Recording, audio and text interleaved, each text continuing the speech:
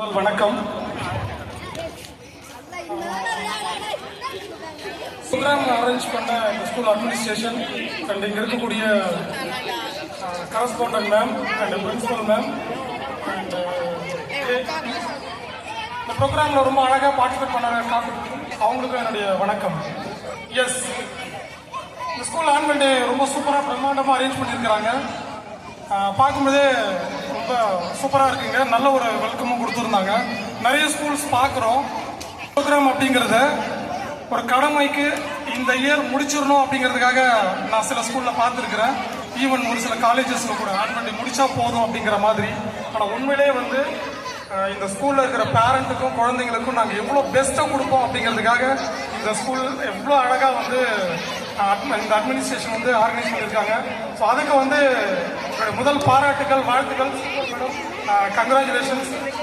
அதே மாதிரி இங்கே இருக்கக்கூடிய டீச்சிங் ஸ்டாஃப் அண்ட் நான் டீச்சிங் ஸ்டாஃப் எல்லாருமே எவ்வளோ பர்ஃபார்ம் பண்ண குழந்தைங்க, ஈவன் பர்ஃபார்ம் பண்ண போகிற குழந்தைங்க, அவங்க எல்லாருக்குமே என்னுடைய மனமார்ந்த வாழ்த்துக்கள். உண்மைதாங்க. என்னன்னா, சாதாரண ஒரு குடும்பம், ஏழை விவசாயி அந்த மாதிரி வச்சுக்கோங்களேன், கூலி வேலைக்கு போனால் தான் நெக்ஸ்ட்டு சாப்பிட முடியும் அப்படி மாதிரி ஃபேமிலி தான்.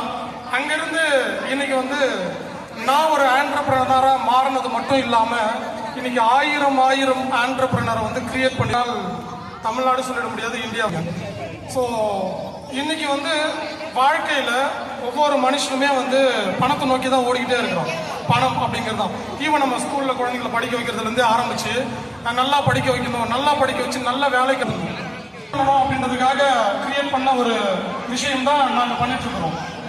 இன்னும் கொஞ்சம் உங்களுக்கு புரியுற மாதிரி நான் ஷார்ட்டாக சொல்லிடுறேன். நேரம் எனக்கு புரியுது. வேலைக்கு போனால் வாழ்க்கையில் பெருசாக ஜெயிச்சிடலாமா, முன்னேறலாமா, வாழ்க்கையை ஓட்டிக்கலாம், அவ்வளோதான். ஆனால் ஊரில் பக்கம் ஸ்டேட் பேங்க் இருக்கும். ஸ்டேட் பேங்க்ல அக்கௌண்ட் ஓப்பன் பண்ண சொல்லி கொடுப்பாங்க. ஆனால் அந்த ஸ்டேட் பேங்கோட ஷேர் வாங்க சொல்லி கொடுத்துருந்தா இந்த மாதிரியா நம்மளை வந்து நல்லா படிக்கணும், நல்ல வேலைக்கு போகணும்னு சொல்லி கொடுத்துட்டாங்க. இனிமேல் நம்ம குழந்தைங்களுக்கு நல்லா பிஸ்னஸ்க்கான அந்த மோட்டிவேஷன், பிஸ்னஸ்க்கான சோர்ஸ் அவங்களே கிரியேட் பண்ணுவாங்க. ஸோ அதுக்கு நிறைய வழிகள் இருக்குங்க. அதுக்கான நிறைய ஆர்கனைசேஷன் இருக்காங்க.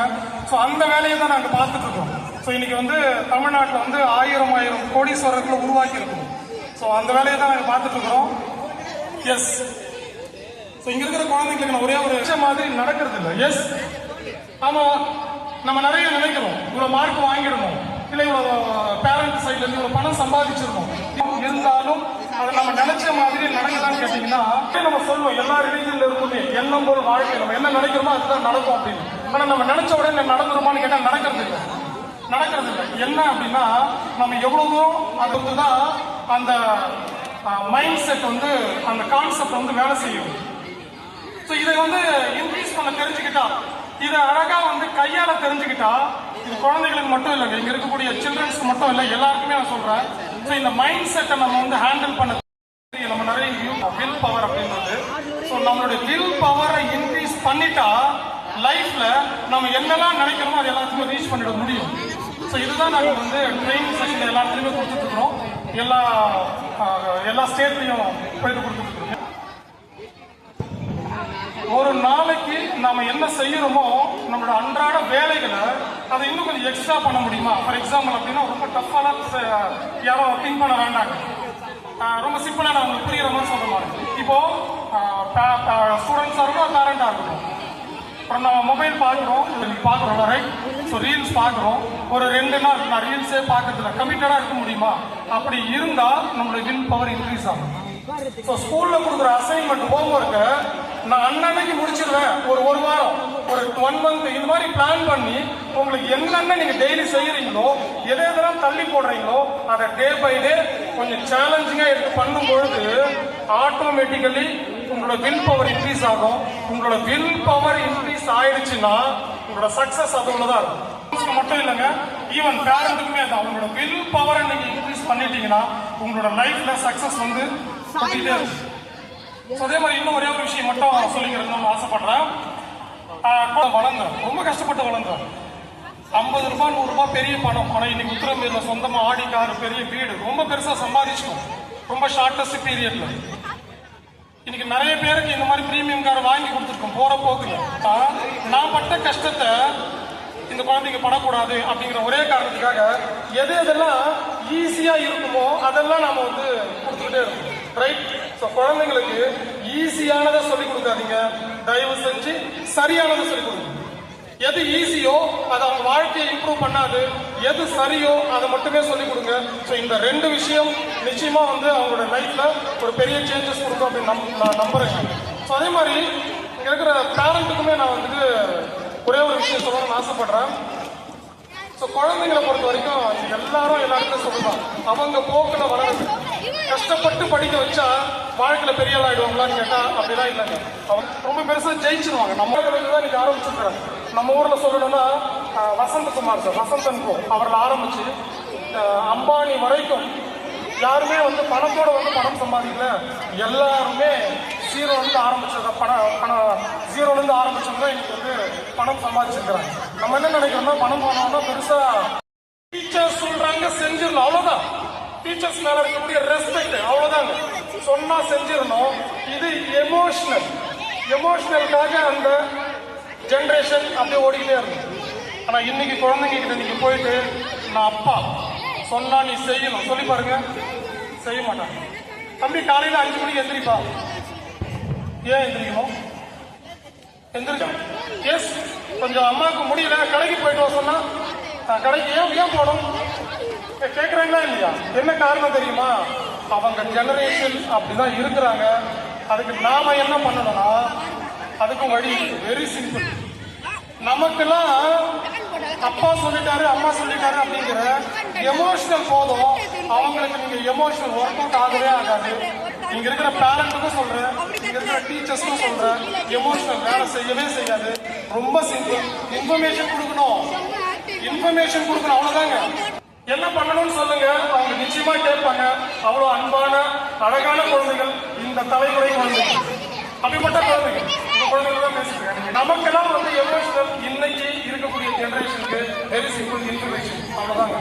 நிறைய விஷயம் ஷேர் பண்ணணும்னு நினைச்சுதான் வந்தேன், பட் இருந்தாலும் நேரம் தான்.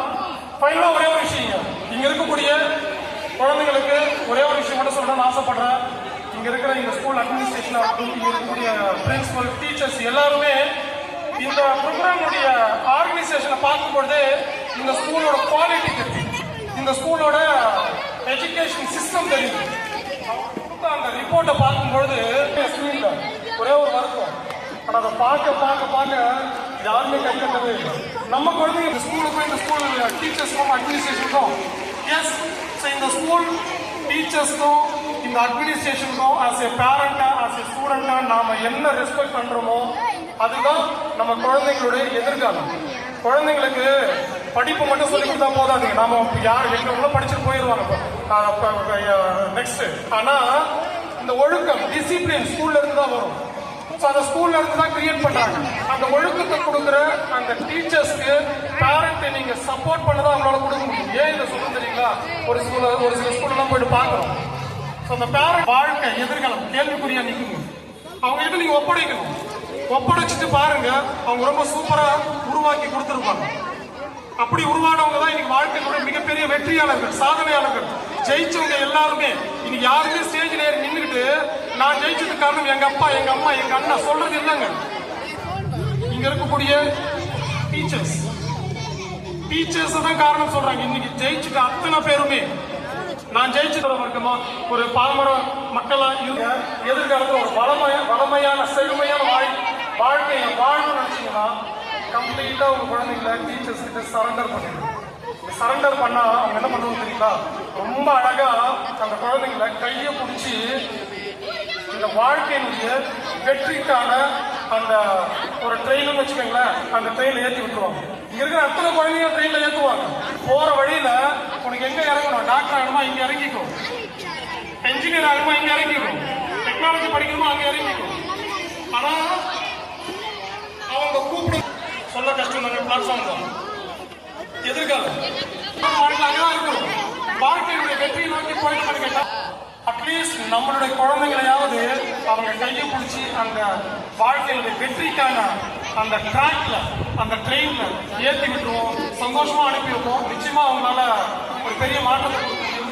இறுதியா ஒரே ஒரு நிமிஷம் ஒரு லெட்டர் படிக்கணும்னு நினைக்கிறேன். இந்த உலகமே திரும்பி பார்க்க ஒருத்தரோட ஒருத்தர் உங்க எல்லாருக்கும் தெரிஞ்சிருக்கும்.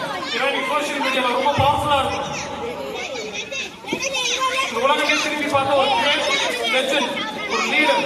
அவரு தன்னுடைய குழந்தைய ஸ்கூல்ல சேர்த்துட்டு அந்த குழந்தைக்கான அந்த டீச்சர் கிட்ட ஒரு லெட்டர் எழுதுறாரு. அந்த லெட்டர் மட்டும் நான் படிச்சு க்ளோஸ் பண்ணிக்கிறேங்க.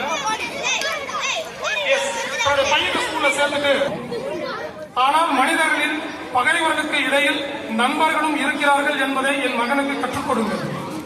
அவனுக்கு பொறாமை குணம் வந்துவிடாமல் கவனமாக பார்த்துக் கொள்ளுங்கள்.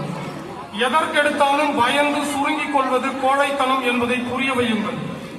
புத்தகங்கள் என்ற அற்புத உலகத்தின் வாசல்களை அவனுக்கு திறந்து காட்டுங்கள். அதே வேளையில் இயற்கையின் அதிசயத்தை ரசிக்க அவனுக்கு கற்றுக் கொடுங்கள். வானில் பறவைகளின் வனப்பையும் ரசிக்க அவனுக்கு கற்றுக் கொடுங்கள். ஏமாற்றுவதை விடவும் தோல்வி அடைவது எவ்வளவோ மேலானது என்பதை பள்ளியில் அவனுக்கு கற்றுக் கொடுங்கள். மற்றவர்கள் தவறு என்று விமர்சித்தாலும் தனது சுய சிந்தனை மீது அசைக்க முடியாத நம்பிக்கை வைக்க அவனுக்கு கற்றுக் கொடுங்கள். மென்மையான மனிதர்களிடம் மென்மையாகவும், முரட்டு குணம் கொண்டவர்களிடம் மனிதர்களின் குரலுக்கும் அவன் செவிசாய்க்க வேண்டும். உண்மை என்னும் திரையில் வடிகட்டி நல்லவற்றை மட்டும் பிரித்தெடுக்க அவனுக்கு கற்றுக் கொடுக்க வேண்டும். துயரமான வேலைகளில் சிரிப்பது எப்படி என்று அவனுக்கு கற்றுக் கொடுங்கள். கண்ணீர் விடுவதில் தவறில்லை. போலியான நடிப்பை கண்டால் எண்ணி நகையாடவும், வெற்று புகழுரைகளை கண்டால் எச்சரிக்கையாக இருக்கவும் அவனுக்கு பயிற்சி கொடுங்கள். ஆனால் அதிக செல்லம் காட்டி சார்ந்திருக்க வைக்க வேண்டாம். தவறு கண்டால் கொதித்திடும் துணிச்சலை அவனுக்கு கற்றுக் கொடுங்கள். அதே வேளையில் தனது வலிமையை மௌனமாக வெளிப்படுத்தும் பொறுமையையும் அவனுக்கு சொல்லிக் கொடுங்கள். இது ஒரு மிக நீண்ட பட்டியல் தான். இதில் சாத்தியமானதை எல்லாம் கற்றுக் கொடுங்கள். யார் எழுதுறது யாருக்கு தெரியும்? இந்த லெட்டர் இந்த உலகமே திரும்பி பார்த்த வியந்த great great great Abraham Lincoln. அவரு தன்னுடைய குழந்தைய ஸ்கூல்ல சேர்த்துட்டு அந்த டீச்சருக்கு எழுதின ஒரு லெட்டர். அமெரிக்காவோட பிரசிடென்ட். அவருக்கு தெரியாதுக்கா என்ன சொல்லிக் கொடுக்கணும், என்ன பண்ணணும். ஆனா எங்க சரண்டர் பண்றாரு, எல்லாத்தையுமே எங்க சொல்லிக் கொடுக்கணும்னு விதைக்கிறாரு. அந்த டீச்சர்ஸ் கிட்ட விதைக்கிறாரு. இது இங்கிலீஷ்ல வந்த லெட்டர் தான். கொஞ்சம் புரியணுமேன்றதுக்காக நான் தமிழாக்கம் பண்ணி கொண்டு வந்தேன். புரியுதுங்களா? இந்த உலகம் எங்க ஒப்படைக்கப்படுதுன்னா எதிர்கால சமுதாயம் ஆசிரியர்களால் தான் கட்டமைக்கப்படுது. அதனால இங்க இருக்கிற டீச்சர்ஸ் எல்லாருக்கும் ரெஸ்பெக்ட் பண்ணணும். மட்டும் இந்த ஸ்கூல் அட்மினிஸ்ட்ரேஷன் இவ்வளவு அழகா இவ்வளவு ரிப்போர்ட் கொடுத்திருந்தாலும் கூட எஜுகேஷன் அண்ட் மார்க்ஸ் ரிசல்ட் இதை மட்டும் எங்களை தயார்படுத்தாம அவங்களுக்கு கொஞ்சம் லைஃப் ஸ்கில்ஸ் சொல்லி கொடுக்கணும்ன்றத நான் ஒரு ரெக்வஸ்டா வச்சுக்கிறேன். ஆல்மோஸ்ட் இருக்கணும் நான் நம்புறேன். லைஃப் ஸ்கில் மட்டும்தான் ஒருத்தரை வாழ்க்கையில உயர்த்தும். நம்ம நினைச்சுக்கிறோம். இங்க எத்தனை பேருக்கு தெரியும் தெரியல.